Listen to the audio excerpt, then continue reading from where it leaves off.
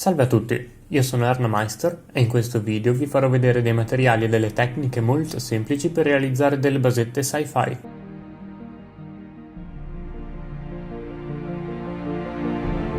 Queste basette sono parte di un progetto futuro riguardante la Death Guard. Se siete interessati vi invito ad iscrivervi al canale per rimanere aggiornati. Come base utilizzo del cartoncino di una confezione di cornflakes o roba simile. Ne ricavo di quadratini di forma più o meno simile. Dopodiché li incollo alla basetta lasciando una fessura regolare tra un pezzo e l'altro.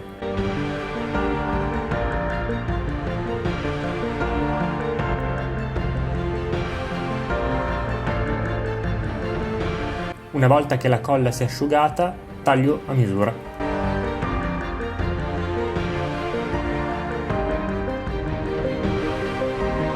Per alcune basette utilizzo invece un unico pezzo di cartoncino più grande. Questo è un ottimo modo per fare tante basette velocemente in serie. Inoltre è molto semplice coprire i buchi che ci sono su alcune basette. Questa è una retina di tessuto che ho recuperato da uno zaino rotto.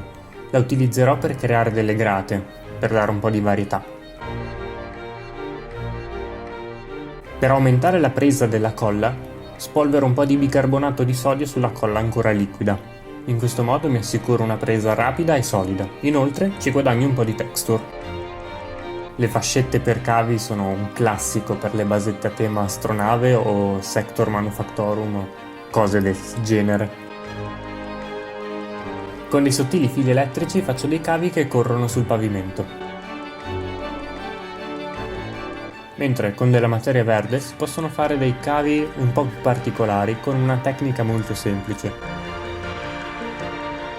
Vi basterà fare un serpentino di materia verde e poi passarlo su un pettine, un po' come si fanno gli gnocchi. Un altro buon materiale per dei cavi è il fil di ferro. Questo, essendo un po' più rigido, concede un po' più di controllo. Con la mina di una biro scarica si possono fare dei tubi idraulici. Per fare un tubo danneggiato fate un foro su un lato, vi farò vedere in seguito come fare il liquido che fuoriesce. Con la stessa mina e dei fili elettrici faccio un tubo pieno di cavi, anche questo danneggiato. Per i cavi più grandi si possono usare degli stuzzicadenti. Per aggiungere delle macchie di ruggine qua e là, basta mettere un po' di colla Attack e poi metterci sopra un po' di bicarbonato. Una volta ritagliato tutto a misura, passo a dare una cartata sui bordi in modo da rendere tutto più regolare.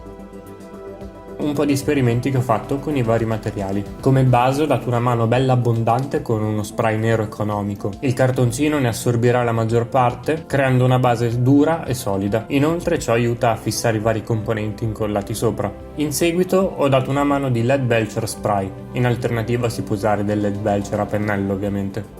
Quindi do dell'Agrax Earthshade come lavatura. Potete usare benissimo anche del Null Oil, ma l'Agrax crea un effetto più sporco e arrugginito.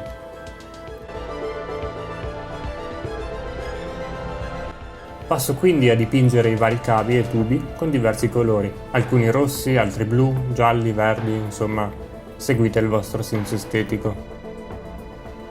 A me piace fare le basette separatamente dalle miniature. I vantaggi sono tanti. Primo, si possono fare tutte in una volta e lavorando in serie ci vuole molto meno tempo. Secondo, è più facile pitturarle anche con pennelli più grandi. Terzo, una volta pitturate le miniature, queste avranno una basetta pronta ad aspettarle e non rimarranno per mesi o addirittura anni con una basetta nera.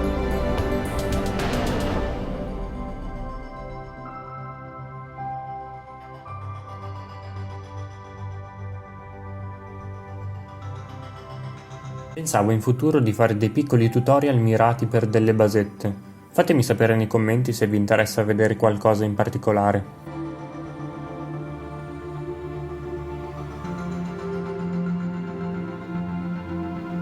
Una volta finiti i cavi, preparo il mio mix di marrone, nero, colla vinilica e sabbia e con una spugna lo do qua e là. Con il Blood for the Blood God faccio qualche goccia di sangue. Questo è di gran lunga il mio colore Citadel preferito, se non lo conoscete dovete provarlo assolutamente.